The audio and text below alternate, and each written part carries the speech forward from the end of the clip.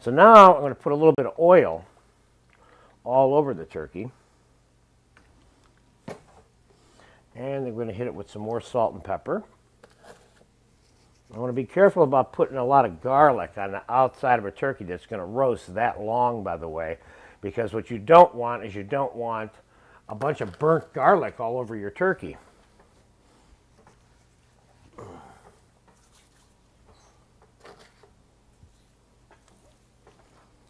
I think I am going to cut this, which is that little flap on the back of the turkey, off.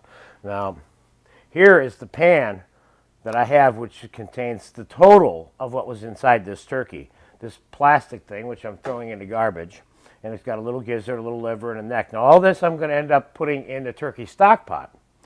Now, the way I'm going to be able to show you this today is I roasted a turkey yesterday, and I'm going to bone out that cold turkey while this one's in the oven roasting today, and you're going to see this whole time-elapse process of this turkey being roasted, going in, coming out, cooling, and then boning and presenting it on a platter, okay, and how to reheat it and all that. So fortunately for you, this is time-lapse, but I'm going to spend, I don't know, 5-6 hours today playing with this turkey to make this video work for you, and so that you'll be able to make your turkey a lot easier than you might otherwise, okay? So more pepper.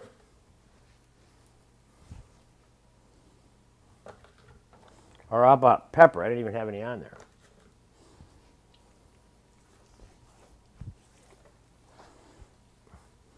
Now you can put a little bit of garlic. Now the other thing you might want to do is you may want to use garlic oil.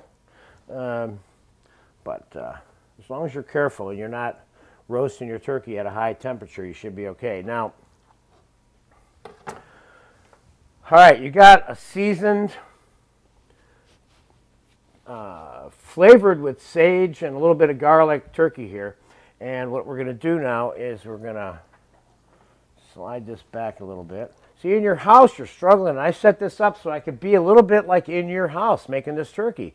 In the commercial environment that I always show you on the videos, there's, it makes it look so much easier. But I realized today, when we were going to do the turkey and the stuffing and the cranberry and that in my friend's kitchen today, this is a struggle. So this is really good information if you're cooking at home all the time and you have to make this big dinner for 10 or 15 people. So I've got a rack that I think will fit into any normal oven. I got a little, what they call, in some cases, a roasting rack. In other cases, it's a cooling rack for putting things on. But it has some feet on it because you want to get a little bit of circulation of the heat underneath the turkey when it's in the oven. If you lay the turkey directly on the sheet pan, yes, it'll roast. Yes, it'll still come out good. But you'll get a little bit better circulation of the heat by putting it on top of something that elevates it slightly. Okay, which is what we're going to do right now. Okay. Now that just fits on there. And now I can tuck my wing in on that one. But this wing, it got cut off already. All right, so there's your turkey ready to go in the oven. Now, I'm going to put a little bit more oil all over this turkey. And part of the reason why is it's going to help this turkey brown really nice. So what I'm going to do is I'm going to put the turkey in the oven at 400 degrees. And I want to brown the turkey a little bit first, because this turkey is going to be cooked completely exposed and uncovered in the oven the entire time it's cooking. So I'm going to brown it at 400. Then I'm going to turn it down to 325. And I'm going to finish the process of cooking the turkey. And every once in a while, if you want to, or you want it even more brown or more crispier throughout the process, you can go in and throw a little more oil or a little bit of whole or clarified butter on it to help keep it nice and juicy and crisp on the outside. Remember, the only way your turkey is going to be juicy in the final analysis of roasting it for that period of time is that you don't roast it at a high temperature. All right, so I think I've covered most of the primary stuff for this stage of dealing with the turkey. And so I'm going to pop it in this oven right behind me now. And we're going to do a little bit of time-elapse thing. I'm going to, well, let's put it in the oven.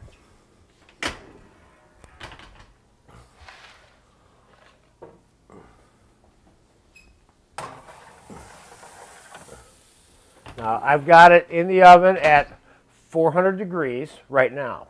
And I'm going to go back and look at it in about half an hour. In about a half an hour, it's going to be starting to brown. Then I'm going to make my determination when I'm going to turn the temperature down. I'm not turning the temperature down until it's brown. Because if it's not browning, it's not really cooking that much anyway to begin with. So turkey is big and the oven's small. And depending on the kind of pan you have, you might want to put another pan or two underneath it on the shelf to catch anything that might fall over the sides.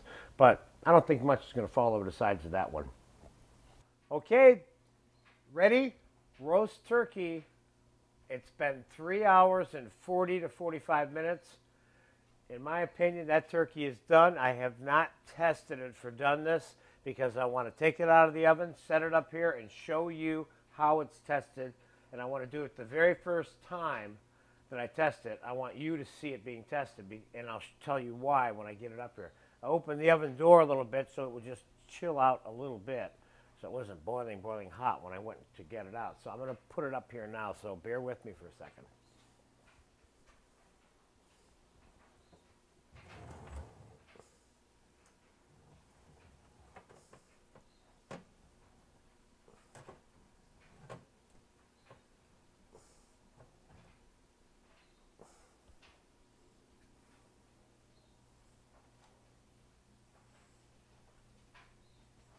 All right.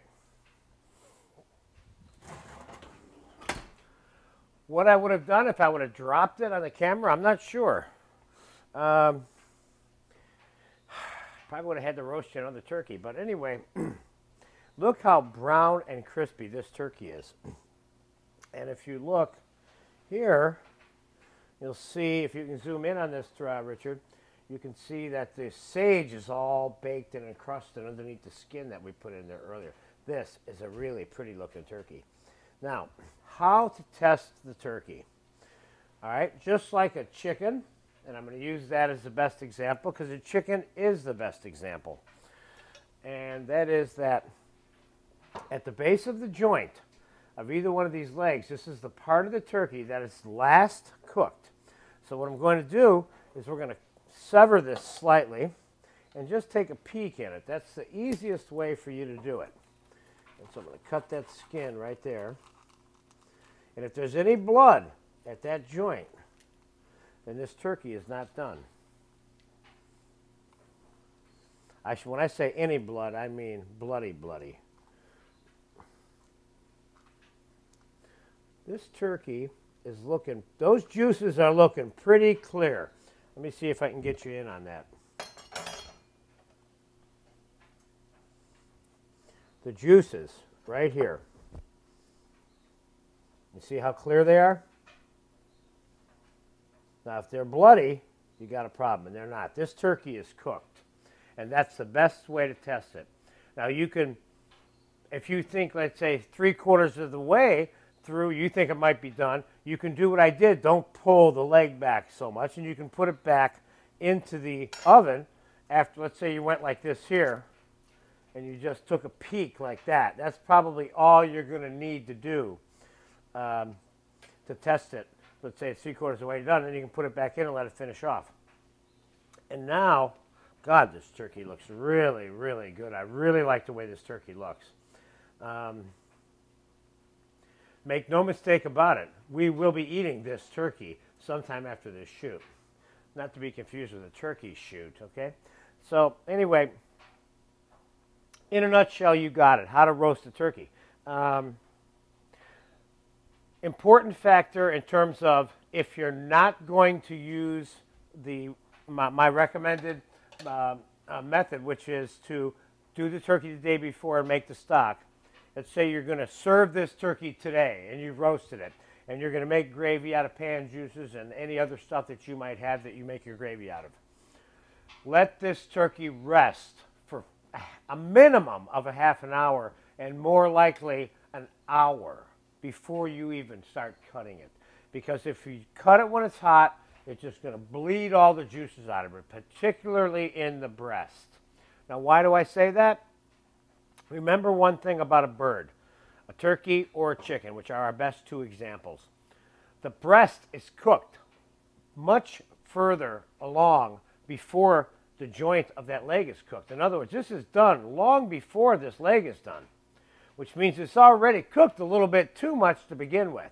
So if you cut it when it's that hot, it's going to bleed. So you want to let it relax and rest for half an hour, hour, even an hour and a half, even 2 hours. In my particular case, I recommend overnight, and then you cut it and you get all those juices. So there you go, roast turkey. Good luck with your turkey. I hope you have a nice dinner, and don't forget to click on the other video icons for all of the other things that go with this turkey, which is what this turkey is really all about.